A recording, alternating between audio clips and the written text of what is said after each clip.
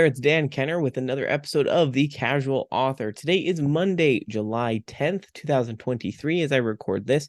And today we're talking to Liz Bullard about how mental health matters. Now, mental health will always matter wherever you are, whoever you are, but we talk specifically about what it can implicate if you have hard challenges with mental health and you're also an author. So we talk a little bit about practices that you can put into play to reduce bad mental health or low mental health, as well as what you can do to prevent it, in terms of living your regular life and things that you can do and implement in your life to have better mental health. I think you'll really enjoy the conversation. Liz has some amazing insights, and we unlock kind of the door to intuitive writing because Liz is also an intuitive writer. So I think you'll really want to stick around for that conversation. So before we get to the actual interview, as far as updates go, I always like to start the homestead updates nowadays. I feel like that's just kind of like a perfect bleed in because I have a lot of people talk to me about all these random things that they don't think about because they don't have a homestead. And it's become such a normal part of my life that I don't even think about how strange it is to be dealing with the things that I am today. But because we've been doing it for years, it's just part of life. So we had to move our egg layers. They are in this kind of electric fence outside in the fields. We had to move them because they've eaten down and kind of scratched down that part of the field, and they needed more food. So we can feed them a reduced amount of feed because they have those greens that they will eat, and it makes them happy, and their eggs are more orange. I've talked about this before. But can I tell you, moving that fence is not as easy as it sounds. I haven't figured out the best way to do it, but I was out in the 90-degree weather all day, sweating profusely. It's good for you, like I don't mind, but it took forever to move that fence. And since I finished the other chicken tractor last week, I put the other chicken tractor in with it, and the chickens they have no idea what to do with it. They're confused because the intent is to put the most recently hatched chickens in there, the ones that we hatched ourselves. They're still small and we can't combine them with the other flock currently, or else they will just probably get eaten alive, frankly.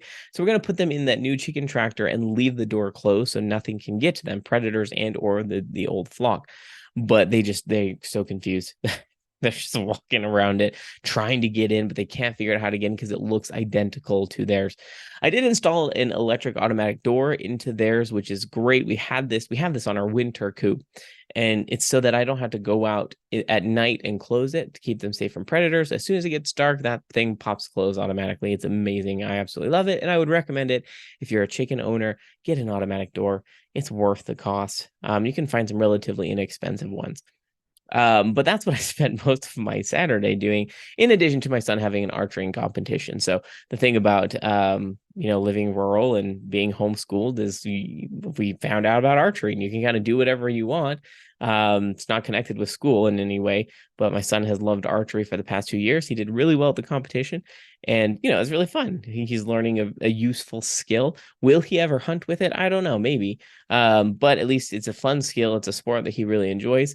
And yeah, I can see it being useful in the long run if he does end up needing to, for any reason, to go into survival mode, and he has a bow, or if he does find an interest in hunting, we'll kind of let him do whatever he wants to do with it. But it was really fun. Had a great weekend on that front. In addition to that, we castrated the boys. I won't go into all the details for that, but the thing about bucks is not a lot of people want a buck because they're really, really smelly. And so you weather them, which is essentially castrating them so that they aren't as stinky, they're not as aggressive, right? Their hormones aren't wild, and they can't accidentally breed their sisters, which is terrible, right? We don't want any of that. And currently they're still in with their sisters and their moms and aunts, and we don't get into the heritage of the goats, but we can't just let them roam free. They are still small, so I didn't anticipate any breeding actually happening. Still, they have been wearing these aprons. It's kind of funny. I should send a picture of it. But you put this apron around the front of their belly, and it's to cover anything from connecting properly. We don't have to go into details. I think you get the idea. But it's funny to watch them running around with these aprons. When you first put them on, they kind of panic because they're like, what is this thing on me? They're not too tight that it's uncomfortable, but it's still funny to see them walking around with these aprons. I think they're made out of like a polyester or cloth. And then there's some weights in it so that it forces it to hang down but trying to get it off, and they don't love it. Regardless, those won't be as necessary anymore, which is good. And we haven't had any accidents yet in terms of accidental breeding anybody. But anyway, that happened this weekend as well, and wrapped up some final vaccinations and clipped hooves and all the fun stuff, the goat care. But yeah, it's good. We're feeling pretty settled with them. Glad that we found the time for that despite our busy Saturday with the competition. And so far, everything is going well. We're hoping that now that they are weathered, more people will be wanting to buy them for pets. Nobody wants a buck for a pet because of the way they smell and how kind of gross they are. Now that they're weathered, we hope to be able to sell them more quickly. So that's exciting. That is fun. I don't believe that we have anything else from a homestead perspective. Everything else is just plugging along. Our garden is growing and doing well. We had fresh greens from the garden today, and all the vegetables seem to be doing really well, which we're always happy for. Put in a lot of work. It's great when you start to get some of the fruits of your labor in the garden. So there's an update on that front. In terms of author updates, I am right up at the end of finishing my first draft edits of Dragon Blooded. I have made less than 10,000 words left of the draft, which is great. I've already lined up an editor for August. So what that means is after finishing my edits this week, I'm planning on sending that to beta readers. So if you're someone who loves YA fantasy, it's kind of portal fantasy, and I like to compare it to the Percy Jackson series by Rick Riordan and or Pittacus Lore, kind of the I Am Number 4 series. Those aren't fantasy, really. I mean, I guess Percy Jackson is kind of fantasy, but it's just in the ideas and the way it's written. It's first person, but that's kind of what we're working with. And it is, the book is about 110,000 words, so it's a pretty easy read. A little bit longer, but easy read. So if you are interested in beta reading that, definitely let me know. You can email me at authordkenner@gmail.com or just head to dankenner.com. You should be able to find a contact form there. Just let me know if you are interested in beta reading that. I already have some beta readers lined up who are looking forward to reading it. And then we'll get the edits going. I'm in the concept form of the covers. I talked a little bit about this last week, but I was playing with Midjourney to come up with this idea, this concept, what I want the six books to look like. It's going to be a 6-book series, and I'm pretty happy with what I've come up with. The challenge is finding a cover artist who has the skills to do it. So I've kind of reached out to a couple cover artists, and I'm more than willing to work with the one I've already worked with. But just given the prices, I was just trying to see if there's more inexpensive options. There aren't really. A lot of the people that saw the concept that I had thought, oh, we're going to be hard pressed to find photos to manipulate into this. It's probably going to need to be drawn, which I assume so. That's fine. My current artist has the skills to do so. So more than likely, I will just go with him. But it was interesting to kind of look around at other options and see what there is. There's a lot of great pre-made cover options, as well as relatively inexpensive cover options if you are looking for cover. So maybe you're a new indie author, or a new author in general, you want to get published, but the covers are a challenge. You can look at mebullard.com. I've heard very good things about them, as well as getcovers.com. I recently found out about Get Covers. I've never used Get Covers, so I can't vouch by it, but Liz talks a little bit about it, or she talked about it with me. I can't recall if it's part of the interview. And she mentioned that's where she got her cover for her upcoming book, New Moon. So definitely look into that. And once again, if you're interested in beta reading, let me know. As far as the Cyber City books go, my co-author came back and we delved back into it. We believe that we are finished with the second book, which is exciting. That means it's time to delve into book 3. With any luck, we will be done with all 3 books from the first draft perspective. It'd be great if by the end of this month or middle of next month, which means we can go into the editing and get prepared for the actual publishing of those books at the end of the year / beginning of next year. We'll have more solid dates as we get closer and finish that draft. But yeah, it's exciting. It's great to see these things moving. I keep forgetting, my goal is to try as much as possible to publish 2 books a year. And I felt like I'm missing my mark on this because I only have Dragon Blooded. The Etcher's Plight is still this big, massive first draft that I haven't touched. But then I remembered, oh, that's right. I'm co-authoring this book with this other author, and those will all 3 be ready to publish probably by the end of the year, or at least first of next year. So I'm not wasting my time. I just have to remind myself, I feel like I'm writing a lot. Why do I not have any books ready? So anyway, that's good. It's good news. And then I'll start diving into probably the next book of the Dragon Blooded series. Doesn't have a name quite yet. And then yeah, just keep continuing on. Once I find the courage to get back to the Etcher's Plight, then I will. But for now, we'll just keep moving with this YA series. I believe that's everything in terms of updates this week. So we'll go ahead and shift over to the interview portion of the podcast.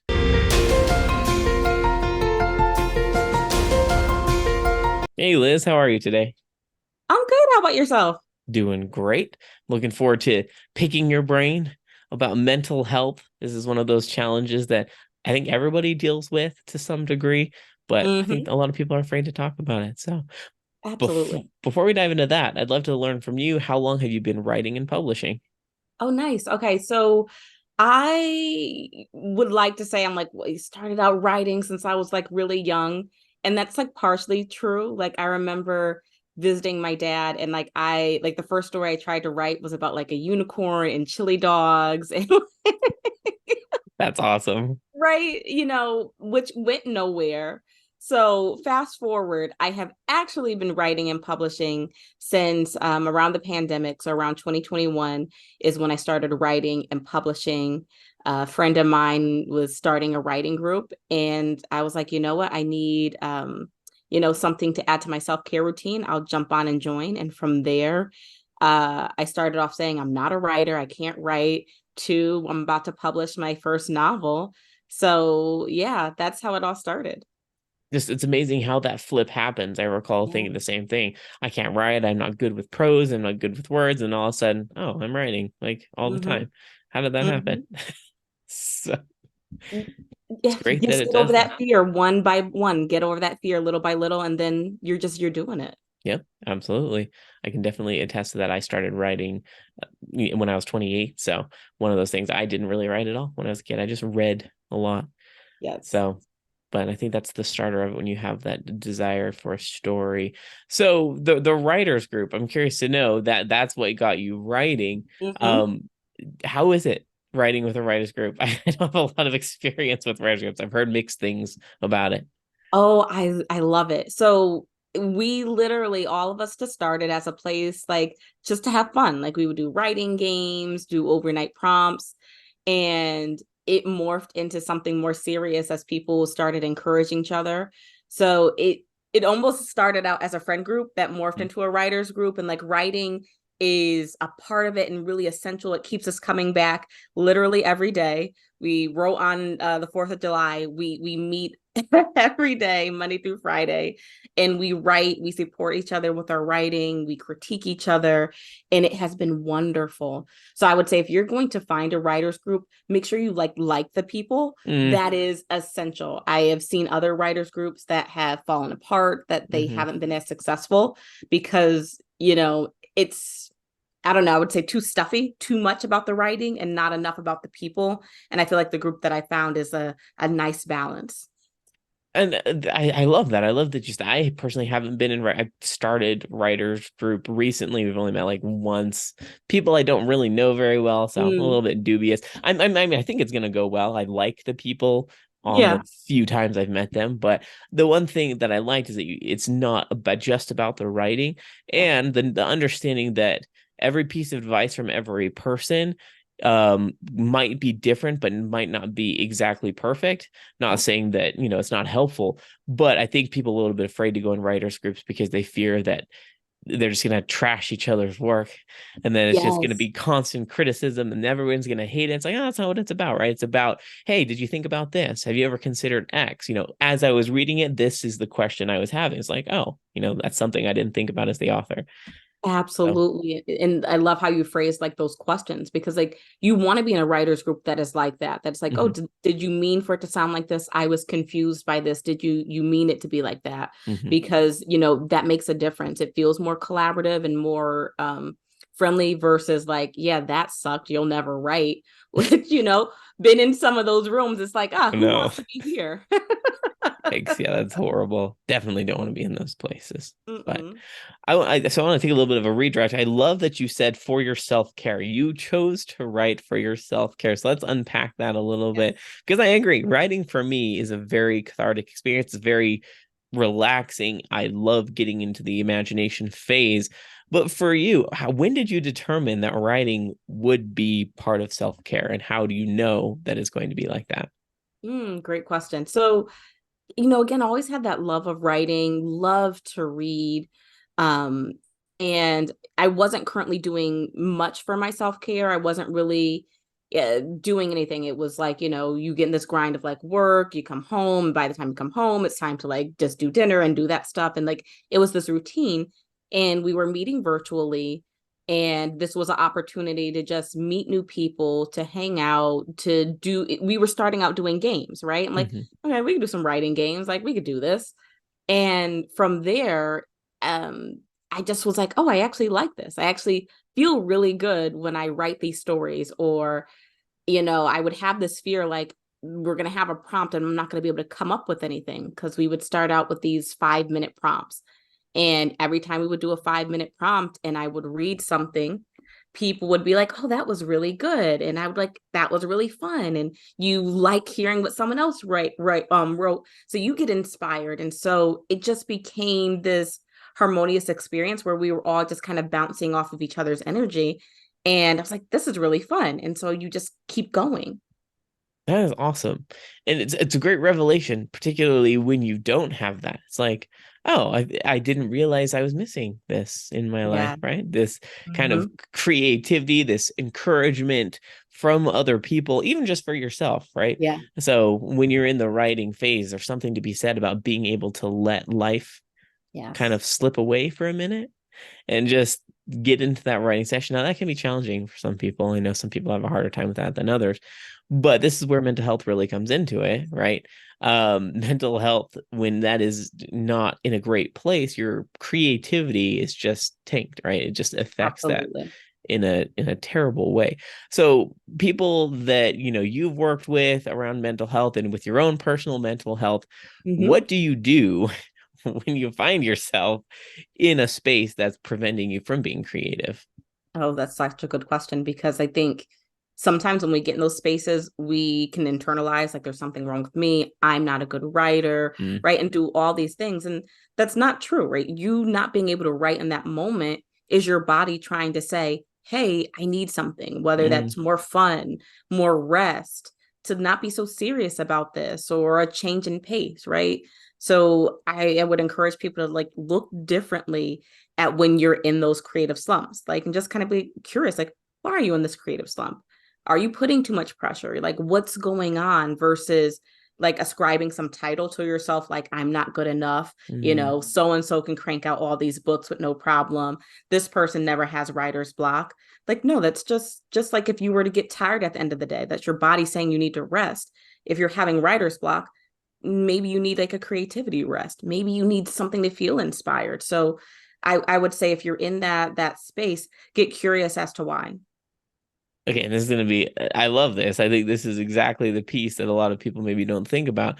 But the real question is, how do you do that? Like, how do you go about Mm. finding the true? Because the thing about the human mind is it's so complex. If you even try to define it, you're just not going to reach any standard definition because one, everybody's different. Two, everybody has different Mhm. experiences. Three, I feel like your mind lies to you sometimes. So, how do you get down to the bottom of what the true problem is? Is there like a standard set of questions or a pathway that you can follow to find this problem? So I'll kind of nod to like what we talked about when you were on my show about being intuitive, right? So like for it's different for everyone, right? So speaking to those who might be a little bit more, we'll say like emotional or intuitive, right? Really being in tune of when that shift has happened, right? Mm, And kind of listening to yourself, like asking yourself, like, okay, why am I here? What's coming up, right? Really being in tune to your process. mm. For someone who's a little bit more, we'll say, analytical, really think about like, okay, when did this start? What was the catalyst that started here? Have I had enough water today? Have I eaten? Right? Really kind of right. And I feel like I need to get a drink now that you say that. You know what I mean?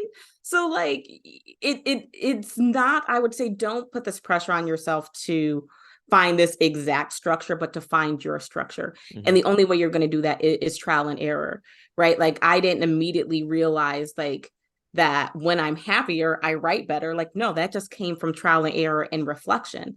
So I would say if we had to like, we'll say structure this, I would say set time for reflection, whether that's the end of the week, end of the month, just really set time for reflection to say, okay, what was helpful for me?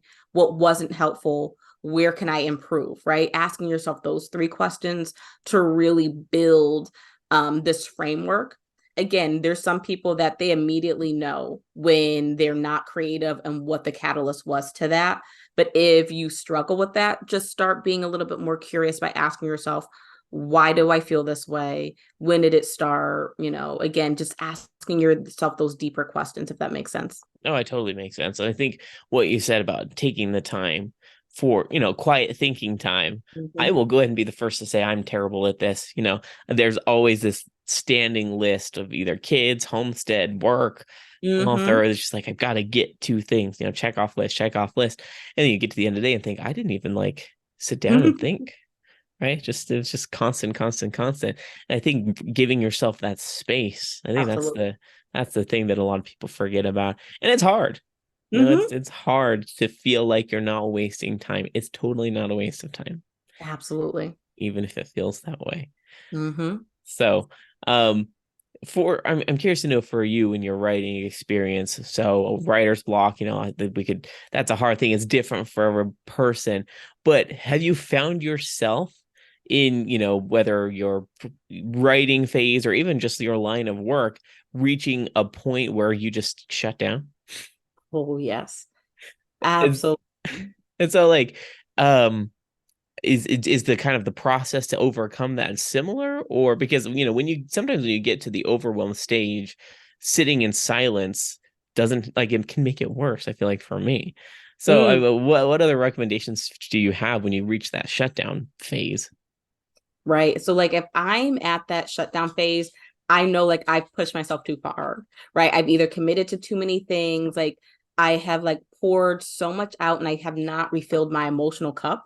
So like Okay. I need to like do that, right? And so like that for me may be like doing nothing. Like I will have a cup of tea and like we'll just like sit, just Mm-hmm. like we're just gonna focus on just drinking this tea and being in this moment. And my mind is like, oh, we got to do this. We got to do that. I'm like, nope, we just have to be right here. Cause like, I don't have the energy to do it anyway. I'm going to sit in front of the screen and I'm like, I'm just going to be there. Like, I just Mm-hmm. can't do it. Or I need to go for a walk.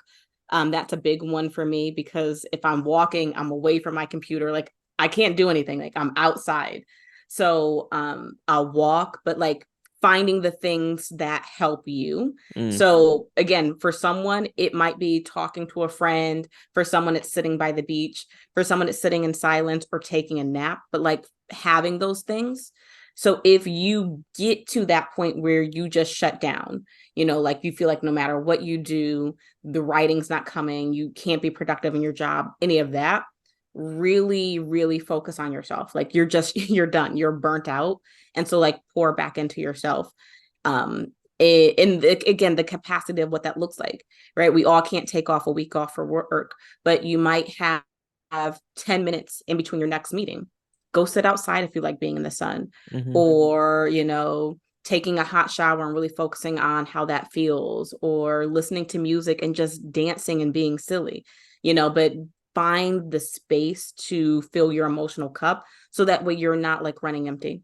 Yeah, I'm glad you pinpointed specifically the emotional cut, because I think Mhm. as humans, and as writers, I think sometimes we feel, how do I say this? We get tricked by things that we think make us happy or think help us Oh, kind yeah. of offload steam, but those things are actually making it worse. And this is not a rag on anything in particular, but I'm just going to give some examples. Social media, right? We may think, Mhm. oh, I don't feel like writing, or I'm feeling overwhelmed, I'm going to get on social media app and kind of blow off steam.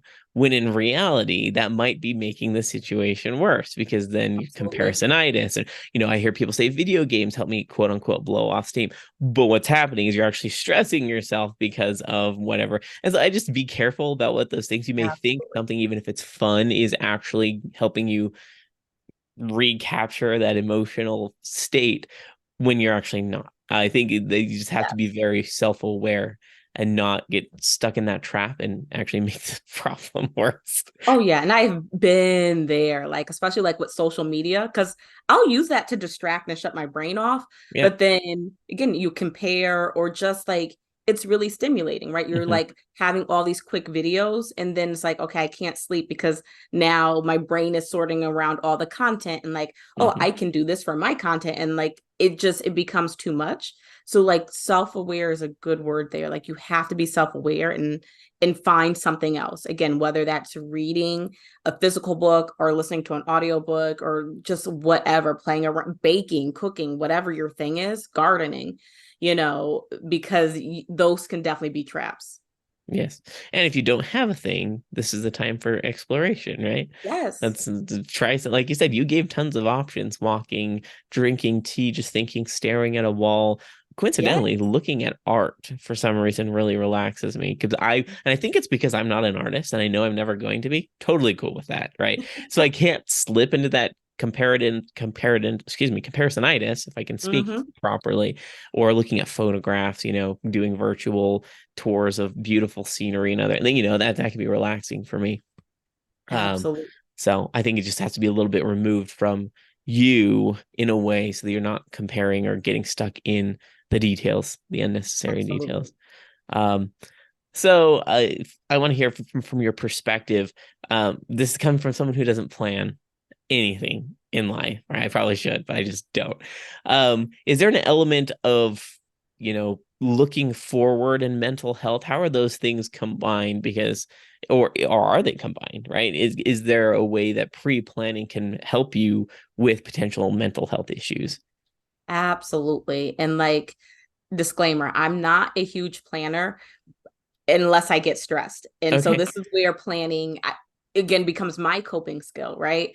So if I have a lot on my plate, if I keep it in my brain is going to be like, you've seen people that have all these tabs on their computer. Like, That's yeah, me. So bad.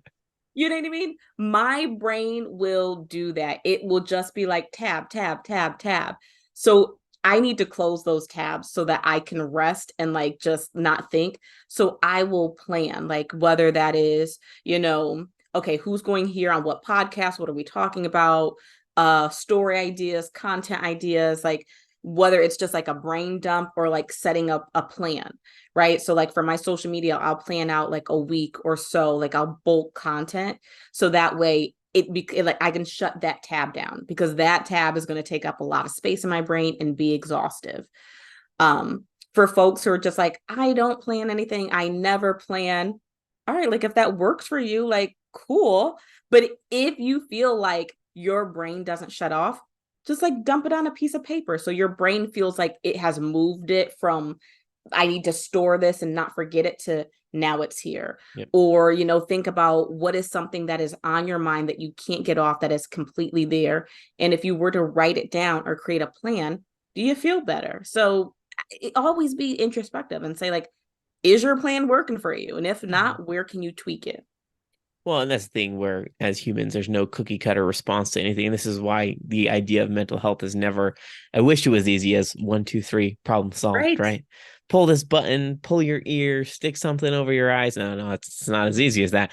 But Yeah. the reason I say that is from the planning perspective. I think if you find yourself, this is coming from someone who's not in a professional in any way, I just my own mental health. If you find yourself constantly stressed, then your idea of planning probably does need to change, or your idea of the way you're living your life probably needs to have some tweaks in it. Yes. Personally, I find myself in this place all the time, and I think it comes from the false idea, that planning is a waste of time. This is completely false. It's maybe not completely. I think for me, the reason I don't like planning is because of how often plans change, Oh, yeah. and my brain just does not deal with that. I'm like, I just wasted all that time planning, right? And not even following it. And so, but I think there's a balance, right? I do find Absolutely. myself constantly stressed though, because the plate is so ridiculously full that I'm like, I'm gonna do none of those things and instead do this other thing and get even more stressed. because I didn't brain dump or because I didn't try to lay some of the thing close tabs. I like to call it declare tab bankruptcy. So just literally close out of everything and just be like, oh, I don't care what I lost, whatever. Just bankruptcy. But that's like a good point, right? Like plans change and all of that. So you may create plans that are more short term, like whether they're just like, okay, what do I need to get off my plate today? Or what is the part of this project that I need to get done, right? You may just make it very micro instead of doing long term and giving that stress. So absolutely, to again to your point, like there's no cookie cutter way, but like assess how are things going and make the tweaks that you need to. Yeah, I'm glad you mentioned that micro planning or however that's Mm-hmm. generally how I do think. Kind of wake up in the morning and think, all right, if I get one thing done, I'm gonna get more than one thing done. But if I get one thing done today, what is that one thing that'll get to the end and Absolutely. be like, okay, I did it, right? And Yes. generally the other things kind of fall in line. It's like a Yes. productivity begets productivity type situation. You get the one thing done, you feel excited, you're like, great, next. Um, Absolutely. so that's small rewards, I guess, for myself Mhm. that keep me going. Actually, that does bring up the question of rewards. I've heard of various people, particularly authors, who incentivize themselves with various things. Now, I've never done this, but it seems like a very logical approach to helping you feel motivated and keep in a good mental health state. Is this something that you would recommend as a way I to? would, but I'm terrible at it. Oh, okay. I am terrible at rewarding myself, terrible at like celebration. Like this is where I struggle and need to be better. To your point, yes, that's really great to being motivated, really great to succeeding and not again getting burnt out, right? Creating that sustainable author career of having these moments of celebration instead of just, okay, we have this goal, we reached it, move on to the next. We Mm, reach this goal, move on to the next. Like you want to celebrate. Sometimes I feel like I celebrate too much, so then I don't really celebrate because for me, celebration or reward is like, ooh, okay, I get to like put up my feet and watch TV, or ooh, I get to take a nap, or like, oh, I get to go out to eat, right? So like, there's these many rewards that I give myself just all the time. So I would like to be better at doing larger celebrations. Like my book is coming out on July 17th, and someone asked me like, how are you going to celebrate? I'm like, I don't know, just that sounds like me. I'm the same way. It's just like it's just so ironic because you get to publish day as you know, we sound very similar in this lack of celebration, and you publish it, and it's just kind of like, now what? Like I pushed the buttons and I posted a couple social media things, like I don't know what to do now. So well, and thinking about it, maybe the reward is kind of like the mental reward because it's like so much that you have to step over to like get the book out there. There's like so much self-doubt, at least for me, it's self-doubt and all these things. And then like feeling like I conquered that and like it's actually here almost maybe is the reward. So maybe like it's more internal for us. I don't know. I mean, it could be definitely. I definitely don't. How do I say this? I don't feel like I'm not rewarding myself, but I don't know that I'm doing it right. Let's Yeah. say it that way because Yes. I do celebrate mentally, internally, but it just kind of ends there. I think because I think there's some great ways to reward yourself, whether it's financially or with a treat or something. I don't know. But the people that have gotten this down seem like they're having a blast with the Don't they? process. Now, I'm having fun. I'm not gonna say I'm not having fun. I'm loving it, but just they just look like they're having a blast. I'm like, sheesh, I need to figure out whatever you're doing, right? Because I can just see you're having a blast with it, and I'm enjoying it with you. And it's just like, I need to figure out how to reward myself properly. Um, Trial and error, right? Comes back to the self perceptions, introspection, trial and error. That's our jam, right? With Absolutely. the I will say non-planners. I saw someone that I wanted to do it. They created like a bingo card with their goals. Oh, And cool. so, yes, right. And so like as they hit like bingo, they would reward themselves with something. I think I might start there because who doesn't love a game? Absolutely. Yeah. Although I would frankly have a hard time not trying. First of all, that's planning, and I don't love planning. Second of all, the I would have a hard time not gaming it to be like, easy goals, right? I could just see myself doing that, but it needs to be randomized. You need like a bingo card randomizer. Actually, if you Google that, I'm sure you'd find it. Probably exists somewhere. People create all sorts of weird things. But I kind of want to take a little bit of a shift to this is your debut novel. You have published some things before, right? Maybe some Correct. short stories. Is that correct? Hmm. Yes. Um, so as I'm not going to call you a first time author because that's not really what you are, but with your first novel, right? It's a whole different beast. Yeah. Writing a novel, editing it, getting the cover design, putting it all together, and publishing it. So for you, I'm curious to know how has that experience been, first of all, and what pieces of advice might you give to someone else who is in the throng of writing their first novel? Oh, great question. So I know this might be cliche, but like roller coaster ride, man. Like Mm, it is like you highs, lows, loop de loops. Like it is all over the place. But in thinking back, like I wouldn't have changed anything about it. I think it was such a great journey, not only for the writing, but for myself. Like I figured out just my process of navigating not only writing, but myself. I was able to navigate self-doubt and feel like more confident now because of that. So it has been a great journey. Book one, which is Prophecy Trilogy New Moon, actually was supposed to be book two. I didn't, right? that's So interesting. yeah, so kind of in thinking about when you were going through this novel writing process, sometimes you have to pivot the plan. So I started out with the first book, which was that I had written, which was New Moon. And I was going through edits and I was having feedback and beta readers and all that. And there were just a lot of questions. And I was like, well, like it'd be in the second book, like a prequel. And as I kept getting feedback, I was like, you know what? We actually need to start with something more. We need to start with the story before this, which Hmm. is how New Moon happened. I was like, you know what? Like, let's get all these things in my head and get them out. And that is how New Moon happened. And so in thinking about the writing journey, sometimes you have to pivot. Sometimes, you have these things and these intentions in your head, but really start looking at the data, right? Writing is emotional and it's creative. And, I don't write to market. So, there's people that do that and they're just like, you have to have this process and structure. I'm still talking to the creatives here, but also the planners in the sense of once you gather all the information before you put your book out there, assess what do you need more of, what do you need less of, is there anything that needs to be changed? And that will help you feel better about the product. And I feel more successful time writing the second time because I had gotten the kinks out of how to write and all of that.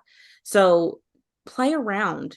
I think that's definitely maybe one of the biggest things I would say is like play around, figure out who you are as a writer, figure out what type of things do you like to write, how do you like to create, and you only do that by playing around. So allowing yourself to have that playfulness as you're going through this process because there are hard times. So be playful.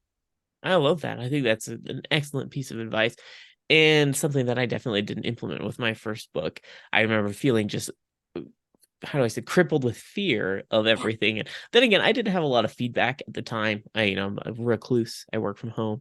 And a lot of people that I work with, my colleagues don't read what I write, which Oh is yeah. fine. It's just like my family members also don't often read what I write, and that's totally fine, right? So I don't have that network, or at least at the time, I didn't have this network of beta readers or people to Yeah. give you that true feedback. But if you can find them, that will allow you to get that information. But second of all, yeah, the pivoting thing, being okay with a pivot. You Mm-hmm. could have received that piece of feedback and been like, I have a right, like I don't want to. This is too much work. I just went through all this writing and I'm just Yep. confused. And but you may feel those things in the moment. Sometimes you just need to sit for a day or two. Maybe it's a week. Be like, all right, I'm just Mm-hmm. gonna think about this.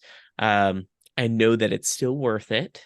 Just Mm-hmm. take that piece of advice and do with it what I can. And in the meantime, like you said, be playful and just have fun and not let your mental health be just taken lower by all of these hard things. Absolutely. Absolutely. I love that piece of advice. Systematically for the actual building of your story and putting it all together, are there any pieces of advice you have around what would make it easier for the writing process? Do you have any systems that you use, any processes that you're like, I realized this halfway through writing my first book, and I was like, this would have made it so much easier. Are there Oh, any of those things that you've learned? absolutely. So I like to, I don't write chronologically, if I can speak. So like in order. Mhm. And that was like stressing me out with my first novel. It's like, you have to write it this way. And, I don't follow like this, save the cat, follow this plot Mhm. structure. I, and I was trying so hard to like put myself in that box that it created so much stress. Mm. And had I just been like, just write what you see in your head, just write what you know, I would have had a much better time. And that's what I did when I wrote New Moon. I just like, okay, I see this as happening. I see this is happening. I see this. And I just kind of put all these scenes together. And sometimes I had a couple that were in a row, but then there would be another idea. And so I just kind of just wrote until I felt like I had enough. Mhm. And then what I did was I was like, okay, I know this kind of goes here. And then I started almost doing like a puzzle, putting them together. And where I saw the gaps, I would fill in those gaps. And that really worked for me because instead of me feeling like, oh, don't write this because you need to do this first and don't do this, like I was putting all these limits on myself, like just take the limits off. Write, however that is, and whether that's start to finish, whether it's following a plot, writing that out, whatever, but just write it. And I think that very much helped me the first time. I wrote during NaNoWriMo. And for those who don't know, that's National Novel Writing Month. And the whole thing is to get to 50,000 words by the end. And that was helpful for me because I didn't have time to second guess, right? Like you just have to write to get to these 50,000 words. And so it just taught me to just write, just get the words out there. I love it. I haven't spent a lot of time reading advice books. That's because I know that when I read them, I'll be like, I don't do that. I'm not ever going to. Same, like they were I just, causing me so much stress, right? Because in our writing group, we would like, oh, like let's read this book. And I'd be like, that doesn't work for me. And like, Mhm. I don't like this. And like, you're just like, maybe I'm not a writer because I don't, synthesize with this person who's put all these books out. But like, that's not true. Hmm. There's just be take everything with a grain of salt when it comes to advice, right? And I think Yes. that's what you're saying, and I think that's a huge piece of advice. The fear and the, I guess, expectation for yourself to fit a mold is only Yes. going to prevent the creativity. If you fit the mold, great. There are Mhm. plenty of plotters out there that say save the cat is the best thing that's ever happened to them, and I'm like, great. It's not for me. So I'm like, that cat's dead. Sorry, when it comes to my process, but I love it. I think letting that go and getting to the actual writing. First of all, I'm always wildly impressed with people who don't write chronologically. My brain does not operate that way. It's very like chronological in its thinking, and so I can't imagine writing scenes out of order. But I think it's great. I think it's amazing when you do that. Um, the last thing I do want to shift to, because I don't want to leave this on the side, but you have a podcast. We mentioned a little bit before on this. I want to talk a little bit about that, your motivations for starting it. I know you just finished up season 1 recently of the podcast. So Season you're two. finished season 2. I got the number wrong. Season 2. That's even better, right? So let's talk about that podcast. Why did you start it? Kind of what do you talk about, and what can people expect when they listen to it? Absolutely. So my podcast is called E-Reads Podcast, and I started it as a way to one, I needed content on my website. I'm just like, I don't have anything up here and I want like stuff on my website. Like I didn't know what was going to happen with the writing and it was taking forever. So I said, you know what? I want to do this. I like to talk about writing. I like to talk about books. I'll do that. And it really morphed into almost like motivation for me, right? Like in talking to all these different people, it helped me see where I wanted to go with my novel. It helped me to share with others about writing, and I found really cool books.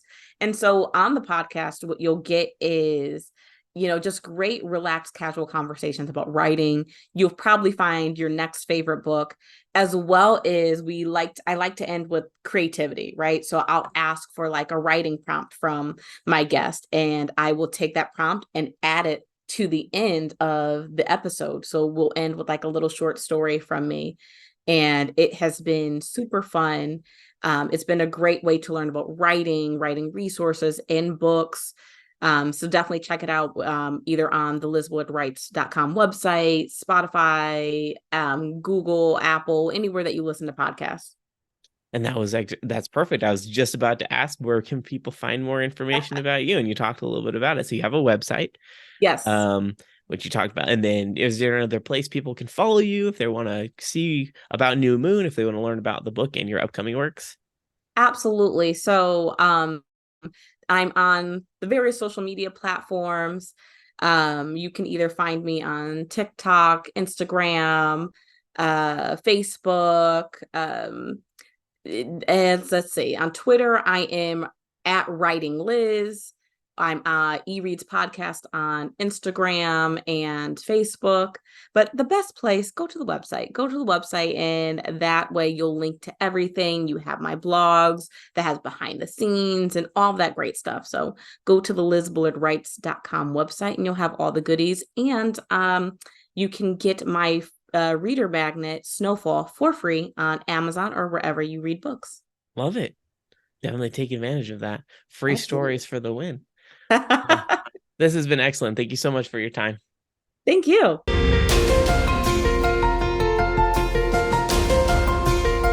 I hope you found that interview encouraging and helpful if maybe you're in this space where your mental health is not great, or you're trending in that direction. Hope you found some tips and some encouragement in that to turn things around. It's one of those topics that I feel like it goes in and out of being talked about a lot, but I don't think we often think about it in respect to ourselves. It's a lot easier to say, oh, that applies to somebody else. It does not apply to me. But I mean, in reality, we all have challenges. We all get overwhelmed. It's just a reality of the situation, and we need to be frank with ourselves and do what we can to turn that around where possible. So in any case, keep that in mind. As usual, if you want to join me on The Casual Author, you can head to dankenner.com/podcasts, fill out the pitch form, let me know who you are, what you're about, and what you'd like to discuss on the podcast, and I'd love to have you. Like and share this podcast with your friends if you're enjoying it, and I look forward to talking to you next week.